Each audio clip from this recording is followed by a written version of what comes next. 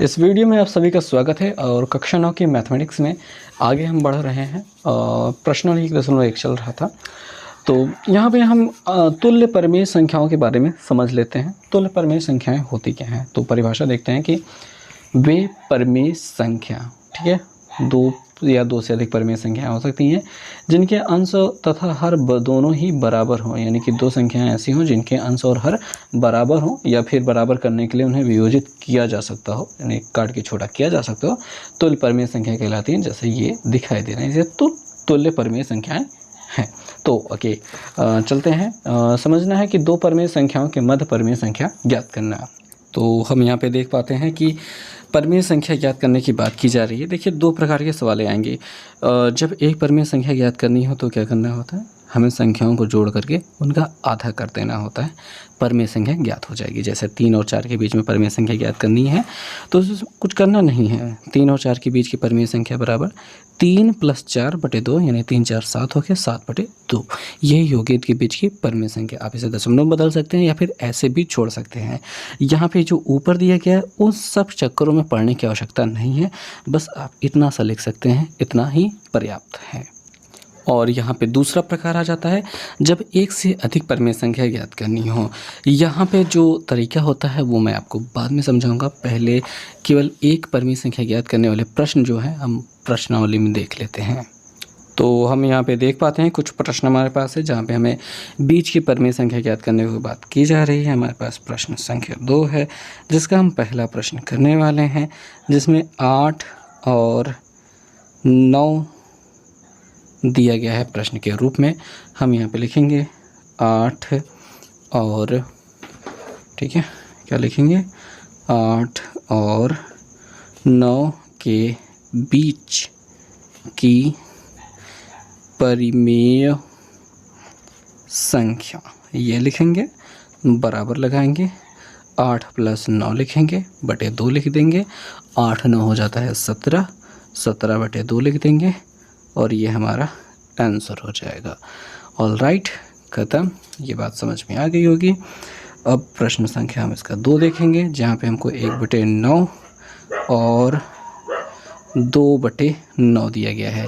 इसके बीच की परिमेय संख्या ज्ञात कैसे की जाएगी, तो वही बात है, बीच की परिमेय संख्या ऐसा पूरा हिंदी में लिखेंगे।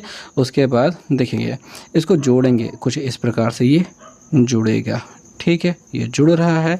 अब इसके बटे नीचे यहाँ पे 2 लगाना बहुत बेकार चीज़ हो जाएगी। आप 1/2 लगा देंगे, ये वही तरीके से काम करेगा। ये पूरा वही चीज़ रहेगा जो कि यहाँ पे बटे 2 जैसा ये लगाया गया है, वही सेम चीज़ ये भी है, बस ये लिखने का तरीका अलग होता है, लेकिन 1/2 ही है। यहाँ पे भी 1/2 है, यहाँ पे भी 1/2 है, यहाँ पे भी आधा किया गया है, यहाँ पे भी आधा ही किया गया है। तो देखेंगे कि 1/2 ऐसे रहेगा, गुणते 9 9 बराबर है, तो 1 और 3, 1 और 2 जुड़ जाएंगे कुछ इस प्रकार से, और 1/2 गुणते यहाँ पे 3/9 हो जाएगा। 3 एकम 3, 3 त्रिक 9, ऊपर 1 एकम 1 हो रहा है, नीचे 2 तिहाई 6 हो रहा है। तो ये आपका आंसर हो जाएगा। आई होप समझ में आ गया होगा। अब जो हमारे पास प्रश्न है वो है प्रश्न संख्या 3, जिसमें हमें कहा गया है -3 और -4 के बीच की परिमेय संख्या याद करना। तो वही लिखेंगे, -3 और -4 के बीच की परिमेय संख्या, उसके बाद बराबर लगाएंगे, फिर लिखेंगे -3 लिखना था, मैंने गलती से 9 लिख दिया, और फिर प्लस लिखना है, फिर -4 लिखना है। अब ये 2 अलग अलग चिन्हों वाले हैं तो कुछ इस प्रकार से लिख देते हैं, और बटे 2 करना है। अब दोनों लोग माइनस में हैं, जुड़ जाएंगे तो -7 हो जाएगा, बटे 2, ये आपका आंसर हो जाएगा। आप इसे चाहे तो दशमलव में बदल सकते हैं। इस प्रश्न की बारी आ जाती है, जिसमें चौथा नंबर क्वेश्चन है, और ये 0.75 है और 1.2 है।